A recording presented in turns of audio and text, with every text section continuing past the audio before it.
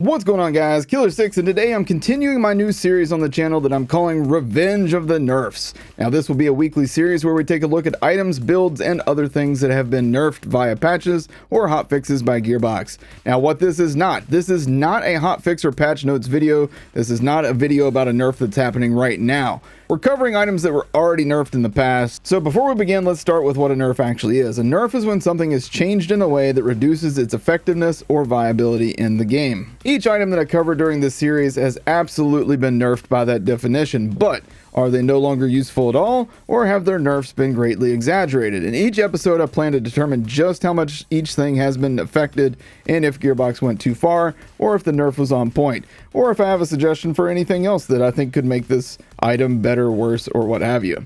But I encourage you guys to chime in the comment section down below. Let me know what you guys think as well.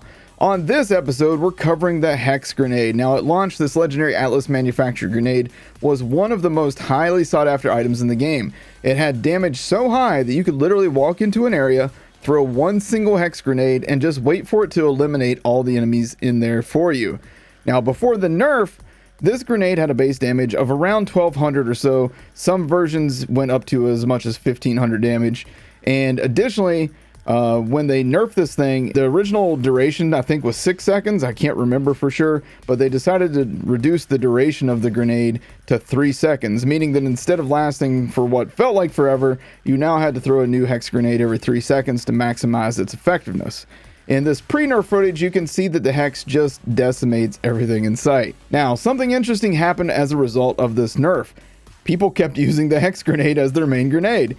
This might be because most of the legendary grenades in Borderlands 3 just feel a little bit weak, or it might be because that even with what was listed as a 70% nerf in damage, but it was actually closer to 50% on the card, the HEX was still the best overall legendary grenade in the game. But here's where things get tricky. If you were using a regular HEX, one that had no prefix like recurring or Murphtacular, then you were probably a little bit disappointed with your grenade after the nerf. The recurring HEX still remained king of all legendary grenades since it splits and merves and homes in on enemies for you. This made the grenade something you could just chuck in the vicinity of enemies and let it apply damage over time in whatever element you were using. And that's apparently what Gearbox said that they had envisioned for this as its primary use for the grenade. That said, the recurring HEX remained the go-to grenade for most characters for months after the nerf. I kept it as the main grenade for my Moe's build, and it even gave me infinite grenades and did crit damage with her pull the holy pin skill.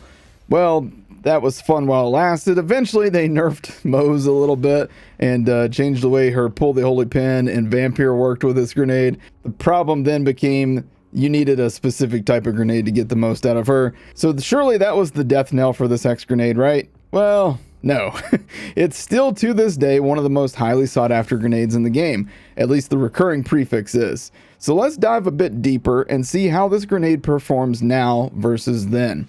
To test the grenade, I'm going to use it on True Vulner mode with no Mayhem level, then again on Mayhem 3 and Mayhem 4. I'll be using an anointed variant, but it only procs on action skill end, and I won't be using my action skill at all. So this one also has shock as the element, and I'm just using a build that has no points whatsoever in any skills. I will be wearing a transformer shield just for survivability, but otherwise nothing about my build or gear will affect the grenade damage in any way, shape, or form. After that, I'll also show the grenade being used on my Moe's build in Mayhem 4 with all the normal perks that I would use. This way you can kind of see it at its base value, and you can also see it in a build that's actually good. So as you can see, the HEX grenade can still clear zones all on its own. Even when I increase the difficulty to Mayhem 4, the grenade still outperforms most legendary grenades in the game. Now, using it on my Moe's build, which you can check out by clicking the card on the screen or at the end of this video, on Mayhem 4 I can use the HEX with tremendous success. Because of my build, I can actually regenerate grenades via the Big Boom Blaster shield and the Kibsworth SMG. Now, it's obviously nowhere near as broken as it originally was with Moe's, but it's obviously still very powerful. Now, much like the Crossroads that I covered in the last episode, the HEX nerf was made worse by the fact that when it happened, we did not have a dedicated farming spot for this grenade. It was a world drop only, so if you wanted to get one, you had to just sit at Gigamine or Graveward or any of the other bosses and just kill them over and over and over and hope that it dropped. But now we have a specific source for the grenade albeit one that to me makes absolutely no sense at all, the Sky Bullies. In my opinion, it's pretty clear that this grenade should drop from Azalea in the Witch's Brew side quest on Eden 6, or at least that's where I would put it. Too many enemies in this game have no drop whatsoever, and it kind of drives me insane. So let's sum it up. Was the grenade truly nerfed? Yes, but was it so much of a nerf that it killed the grenade? Apparently not. Again, this grenade is still one of the go-to grenades for most players in Borderlands 3. The recurring variant is the cream of the crop, and all the other variations kind of pale in comparison. That said, you can still use Mervtacular, Merv, and several other hex grenades to at least, rip shields and do some damage over time. Now that this grenade has been added to the dedicated loot pool of the Sky Bullies, it's much easier to obtain. With the recent changes Gearbox made with loot pools having increased drop rates and increased anointed rates, it's much easier to get a good version of this grenade as well. So I hope you guys enjoyed this episode of Revenge of the Nerfs, and I hope you found it informative. If you did, then please take a second to hit that like button. If you're new around here, consider hitting that subscribe button for more videos, and as always, thank you guys for watching. Take care.